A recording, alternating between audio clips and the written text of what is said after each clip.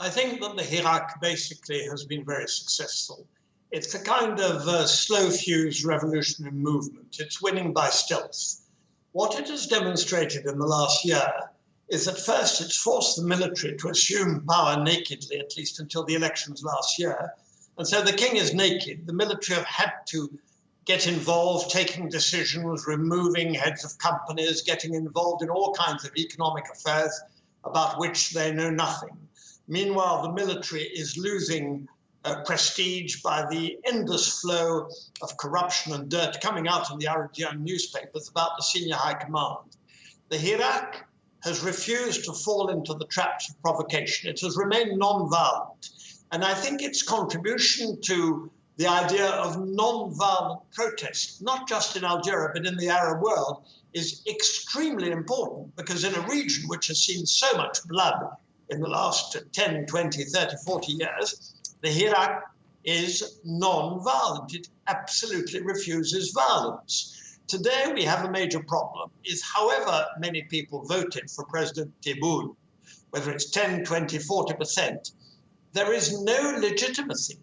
And in order to bring changes to Algeria, you need to rebuild trust between the people and the rulers, which is why we hear President Tebboune sometimes say he wants the support of the Hirak. But it's very difficult to have the support of the Hirak if you do not bring to the fore people who are new, people who are younger, people who are untainted by the past. I think that so far...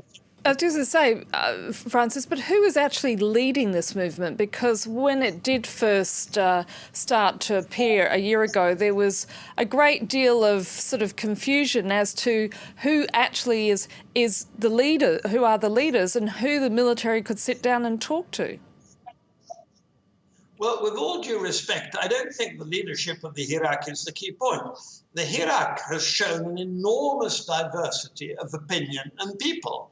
For the first time, what is so important is that in Algeria, in the streets, you get people who are 20, people who are 40, people who are 60, people who are Islamists, non-Islamists, people from the East, people from the West, Berbers, non-Berbers. Everybody is speaking with one voice. This leads to what may appear as confusion, but in fact is diversity.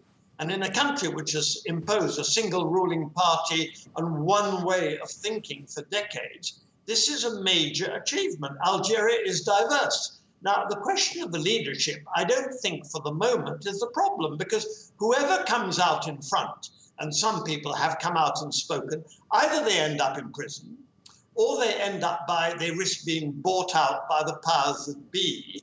So that for the moment, the leadership of the Hirak is not really the problem.